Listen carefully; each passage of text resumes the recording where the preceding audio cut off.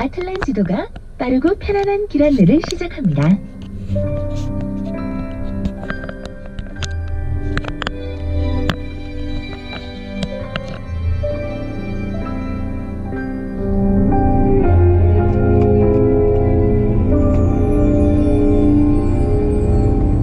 힘든 하루 끝에 집 앞에 거리를 서성이다 터져나는 이 공허함에 그 노래를 나도 모르게 또 이렇게 흥얼거리고 있어 아마 너를 애타게 너를 부르듯이 세상에서 이 노래가 제일 좋다며 들려주던 함께 듣던 노래 너무 슬픈 이 노래 매일 듣는 이 노래가 또 매일 울려 이 노래가 널 떠올리게 만들어 다 우리 얘기만 같아서 아무리 귀를 막아봐도 자꾸 맴돌아 듣고 싶지 않아 몸부림쳐도 매일 듣는 노래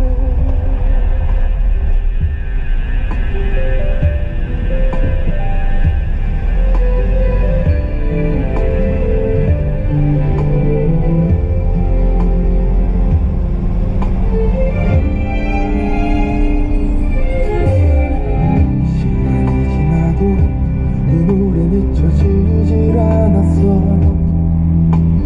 가사 하나 멜로디까지 선명해서 GPS가 연결되었습니다.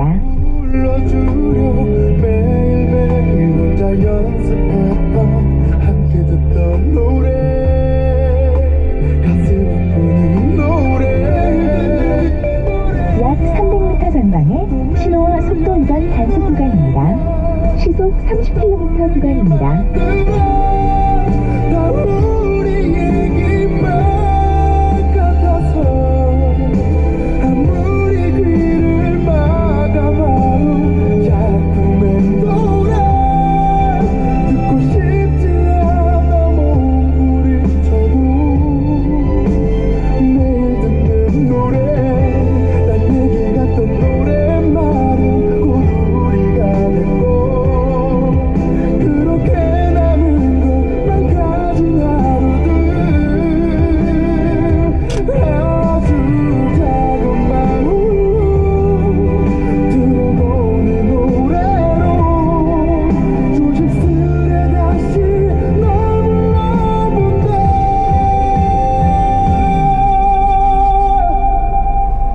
매일 듣는 이 노래가 또 매일 울려 이 노래가 널 떠올리게 만들어 모두 우리 추억들만 같았어 아무리 귀를 막아봐도 자꾸 맴돌아 듣고 싶지 않아 몸부림쳐도 매일 듣는 노래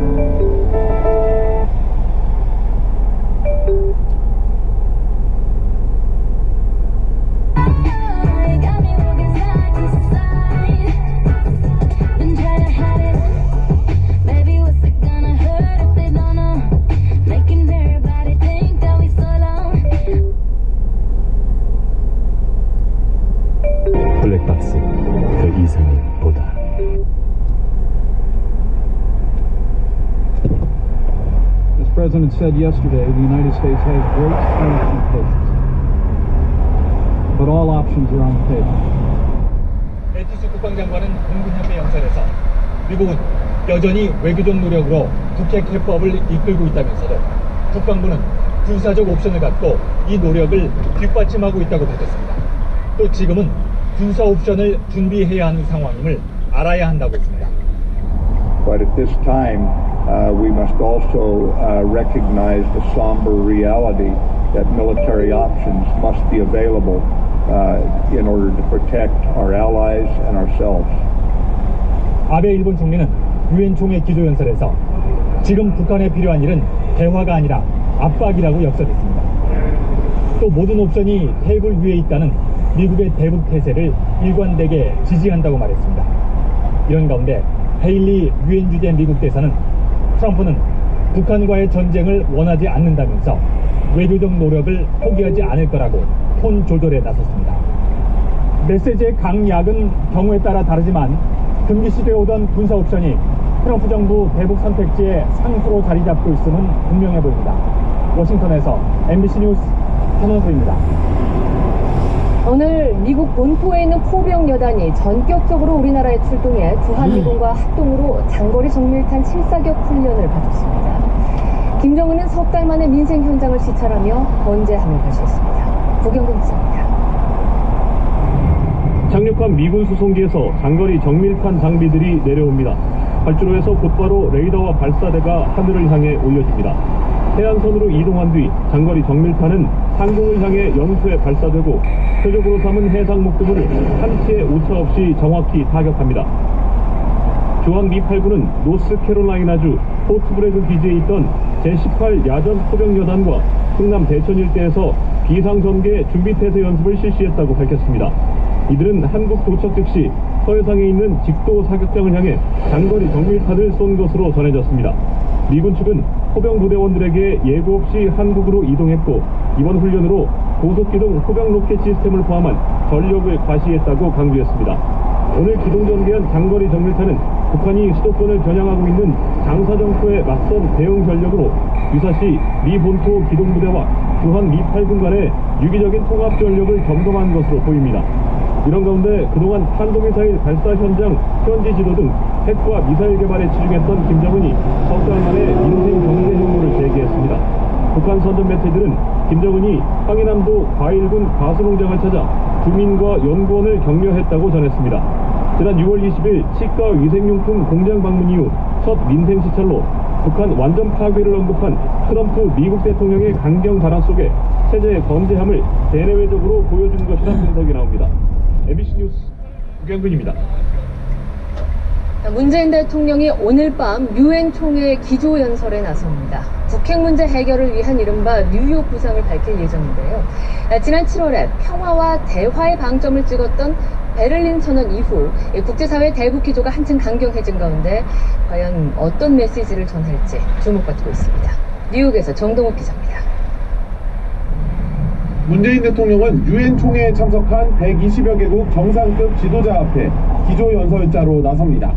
세르비아 등에 이어 세 번째 순서로 단상에 오르는 문 대통령은 연설에서 평화와 대북 압박을 균형 있게 강조할 것으로 보입니다.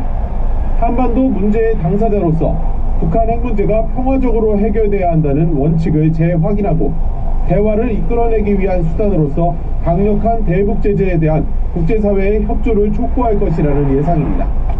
도널드 트럼프 미국 대통령이 북한의 완전한 파괴를 언급하는 강도 높은 발언을 한 바로 그 자리에 서게 된 문 대통령의 발언 수위가 얼마나 강력할지 관심이 모아집니다. 앞서 문 대통령은 미국의 유력 고등 후대자들을 만나 북한 리스크에 대한 불안감을 달래며 한국에 대한 투자를 요청했습니다. The issue at the moment, of course, is the tensions on the Korean Peninsula. 전방에 사고 다발 구간입니다. 한가의 지상항의 수도 꾸준히 발전해온 한국 정부에 대한 시장의 믿음은 굳건합니다. 트럼프 대통령의 외교 스승으로 통하는 리처드 하스 미국 외교협회장 등 싱크탱크 대표들과 만났습니다. 북핵 문제의 외교적 해결이 진전을 이루도록 하는 창의적인 구상을 마련하고 적절한 여건 조성 노력이 한층 필요하다. 문 대통령은 이어 평창 동계올림픽 홍보 행사에 참석해 북한의 참가를 성사시킬 것이라고 강조하면서 올림픽 메달 등을 공개했습니다. 문 대통령은 유엔 총회 연설 뒤 우리 시간으로 내일 새벽 한미일 연쇄 정상회담으로 첫 유엔 무대 외교 활동을 마무리할 예정입니다. 전방에 사고 다발 구간입니다. 정부가 결국 국제기구를 통한 800만 달러의 대북 약 500m 전방에 신호와 속도 위반 단속 구간입니다. 시속 60km 구간입니다. 적절성 논란은 여전합니다. 윤지영 기자. 정부는 남북교류협력 추진협의회를 열어 국제기구를 통한 대북 인도적 사업에 800만 달러, 우리 돈 90억 원을 지원하기로 심의 의결했습니다. 약 300m 전방에 신호와 속도 위반 단속 구간입니다. 시속 60km 구간입니다. 부문별로는 북한 어린이와 임산부의 영양실조 치료 등을 위해 유니세프에 350만 달러, 세계식량계획 WFP에 450만 달러를 각각 지원합니다. 지원 시기는 못 박지 않았지만 올해 안에 추진할 계획인 것으로 전해졌습니다. 정부는 대북 인도적 지원이 정치적 상황과는 별개라며 국제사회도 같은 입장이라고 거듭 강조했습니다. 2375호에서는 북한의 영유아, 임산부 등 취약계층이 처한 심각한 어려움에 대한 깊은 우려를 표명한다 하는 조항까지 추가되었습니다. 야당은 인도적 차원이라 해도 현 시점에선 적절하지 않다고 비판했습니다. 자유한국당은 억장이 무너지는 충격적 소식이라며 대북 퍼주기에 대한 국제사회의 거센 비판이 우려된다고 지적했습니다. 국민의당은 국제사회의 공조는커녕 국민 동의조차 얻을 수 없을 것이라 비판했고, 바른정당도 대북 공조에 엇박자를 내는 최악의 결정이라고 주장했습니다. MBC 뉴스 윤지윤입니다. 검찰의 전방위 수사를 받고 있는 한국항공우주산업 카이의 부사장이 오늘 숙소에서 유서와 함께 숨진 채 발견됐습니다. 카이 관계자에 대한 구속영장도 또다시 기각되면서 이 수사엔 차질이 불가피해졌습니다. 김태윤 기자입니다.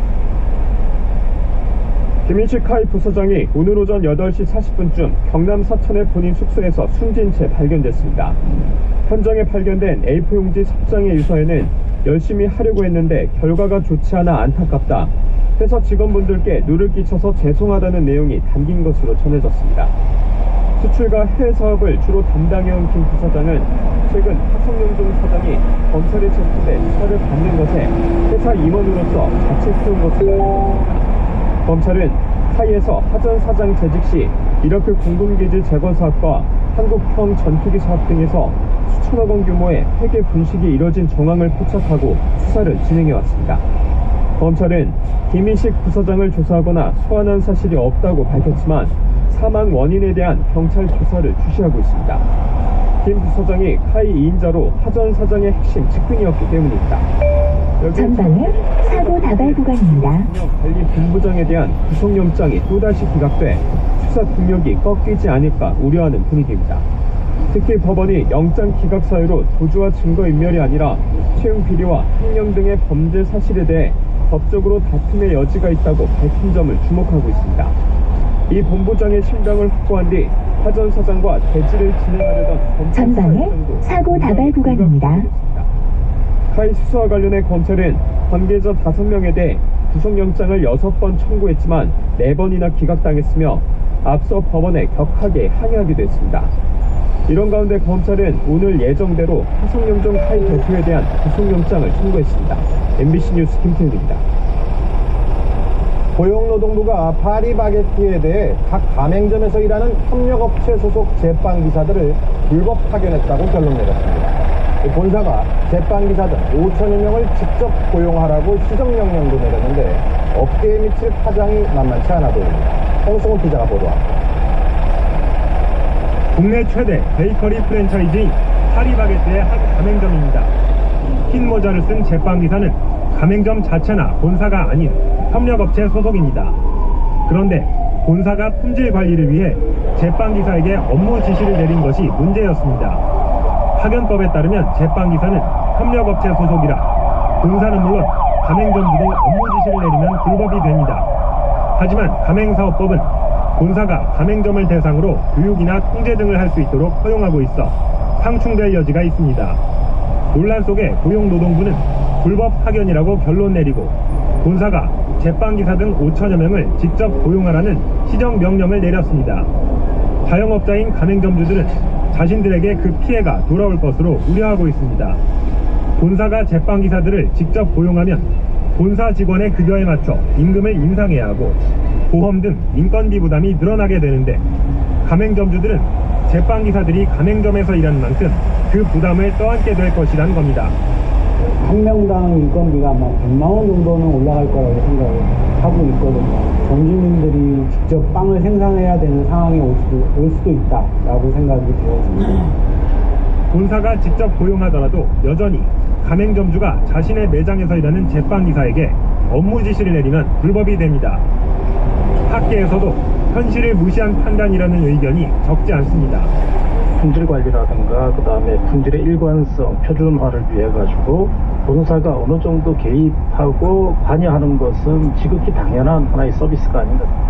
고용부는 비슷한 고용구조를 가진 뚜레쥬르에 대해서도 근로감독을 검토하고 있어 프랜차이즈 업계 전반에 커다란 영향을 끼칠 전망입니다.